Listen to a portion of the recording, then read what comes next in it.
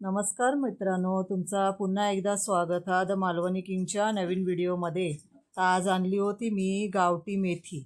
तर विचार केला शेअर करूया तुमच्याबरोबर मेथीची भाजी। तर आता त्यासाठी मी घेतला आहे भरपूर कांदा आणि लसूण, मिरची आणि ओलं खोबरं। तर ही मेथीमध्ये मी घातले आहे 2 छोटे कापून बटाटे। तर आता आपण हा भरपूर कांदा घेतला आहे कारण भाजी ही शिजल्यावर एकदमच थोडी होणार। तुम्हाला कमी घ्यायचं असेल ते घेऊ शकता, पण भाजी थोडी जास्त वाढण्यासाठी आणि पुरवठ्याला यावी म्हणून मी जरा कांदा जास्त घेतला आहे।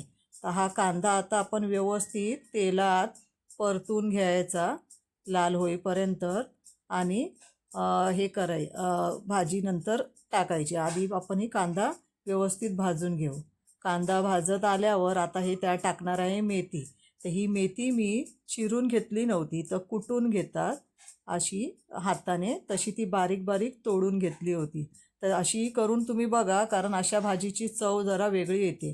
तर त्यासाठी कोवळी आणि छोटीच मेथी लागते, लांब असते ती तर थोडी आडूक लागते। ही मेथी बुटकी असते तर ती अशी हाताने कुटून घेतल्यावर छान होते। तर त्यामध्ये टाकली आहे थोडी हळद आणि मीठ, आणि ही आता पाणी न घालता थोडं झाकून मारून शिजू द्यावी। बघू शकता आता हे खूप पाणी सुटले आहे भाजीला।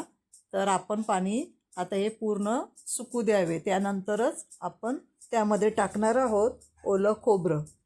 ओलं खोबरं म्हणजे मालवणी लोकांची कुठल्याही भाजीमध्ये नाही तर जमतच नाही। तर आपण त्यामध्ये घालणार आहोत भरपूर ओलं खोबरं, पण पूर्ण पाणी सुकल्याशिवाय खोबरं घालू नये। तर आता भाजीमध्ये आता मी टाकले ओलं खोबरं।